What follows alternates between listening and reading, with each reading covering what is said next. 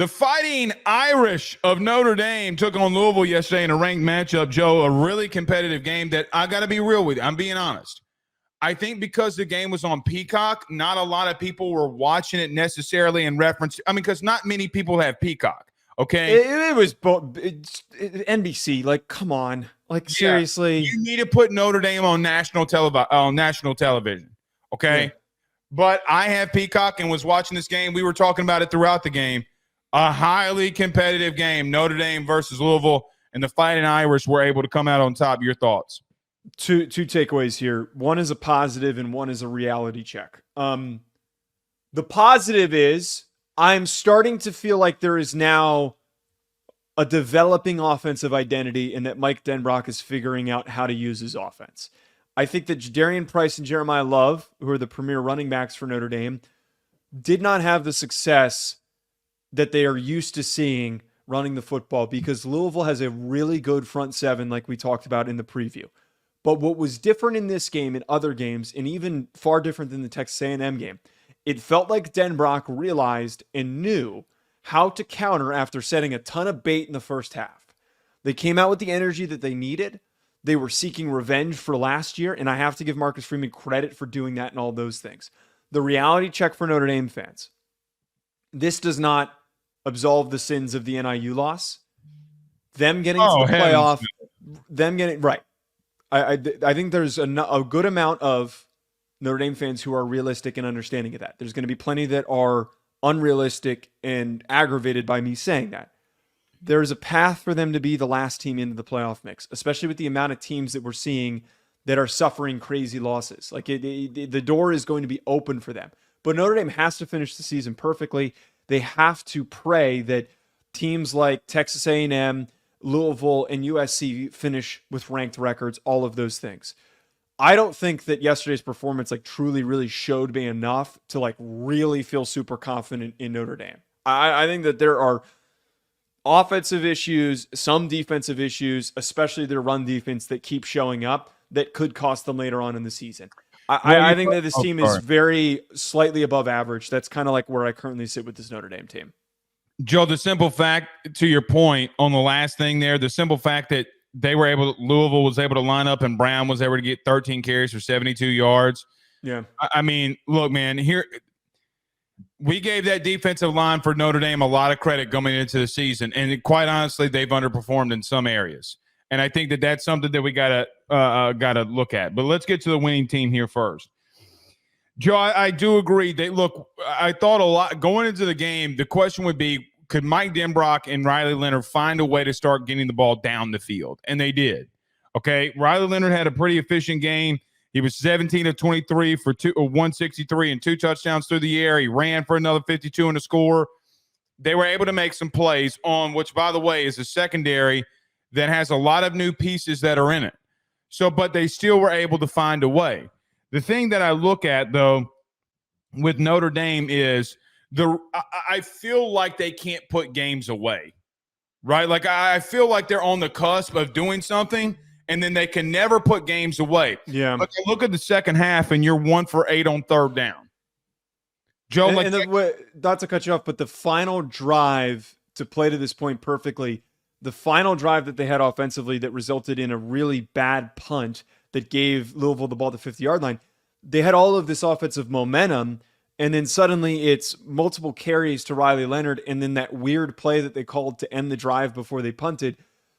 There needs to be more of a sense of urgency, and I totally agree with that. There is too much of an ability for a team like USC to crawl back in because they showed, again, they can't team all year. I mean, look what they did against Wisconsin yesterday. Look what they did against LSU. They can't close out games. They can't close out games, and if it wasn't for Shuck and some of their offensive misfires, Louisville could have tied that game and taken it to overtime. Look, I thought Shuck, I know the numbers aren't going to show this. I thought Shuck played a good game considering the pressure that he was under. Yeah. I mean, some of the throws that kid made was highly impressive. And to your point, there's going to come a time with this Notre Dame team where you look at them and say there's better quarterback play, there's better receivers. Now, I don't know if USC has as an example, the physicality as maybe a Louisville. Louisville plays with a lot of physicality. But, Joe, look, going 1 for 8 on third down in the second half, you're 2 for 10 on the game.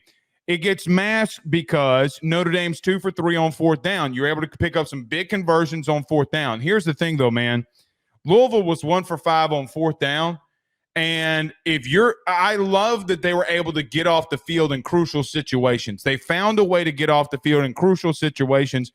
5 times, Joe, that they lined up. They got off the field 4 times. That's a big deal. I don't know what to make of them, brother. I really don't. I completely agree with that. That is the only statement to have, and that's what I'm like coming away from here is that I don't know what to make of them. Look, Louisville, Joe. We came into the preview of this game. What was my first opinion?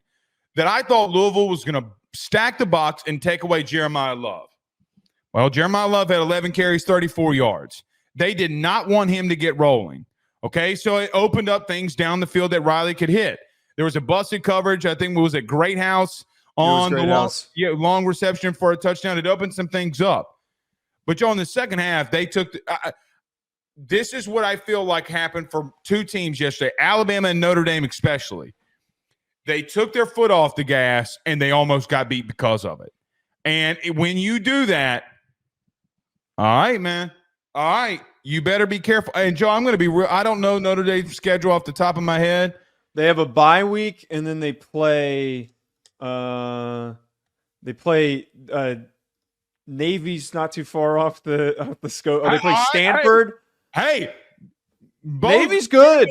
Both Navy and Army are undefeated. They're good football teams this year. Notre Dame should beat them.